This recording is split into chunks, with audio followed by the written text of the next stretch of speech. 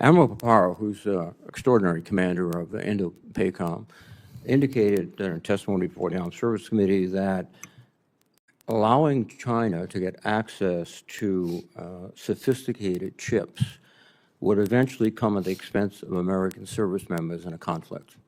So if we're giving chips to China, we're threatening or at least making it more difficult to survive our troops. President Trump, after speaking with Xi, announced a significant policy change to sell H-200 chips to China. Do you agree with the transfer of these advanced chips threatens our military security and more particularly the lives of our service members? Senator, I'm not familiar with that particular decision, but you raise a point that I'm very proud of what my office and our partners were able to do.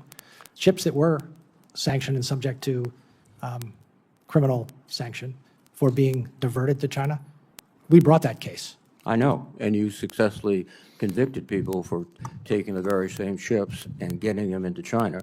The President of the United States turns around and gives them to Xi. And the logic, I think, of your case was these chips would have been detrimental to the security of the United States. Is that correct? Well, I mean, the logic of our case from a prosecutor's point of view was it was illegal to do it. It was a priority for the Department of Commerce, and we brought the case. Thank you. One of the things that everyone in your business has to do is speak truth to power, and particularly when it's very uncomfortable to do that.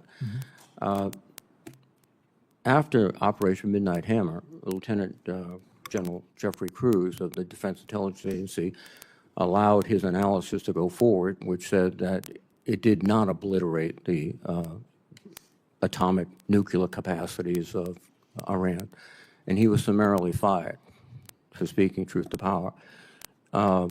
It's interesting now because we're at war with Iran, and one of the principles is that they have a nuclear capacity that we didn't take out.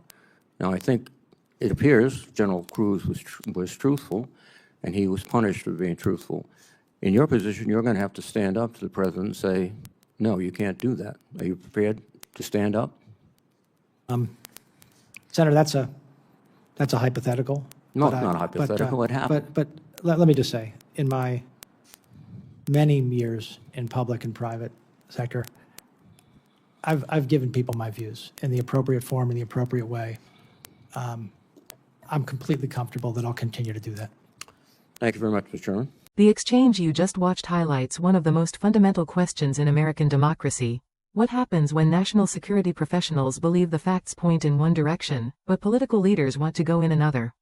Senator Jack Reed's line of questioning was not simply about one policy decision or one nominee. From a Democratic perspective, it was about whether the nation's intelligence and law enforcement leaders are willing to protect the country's interests even when doing so may put them at odds with the president.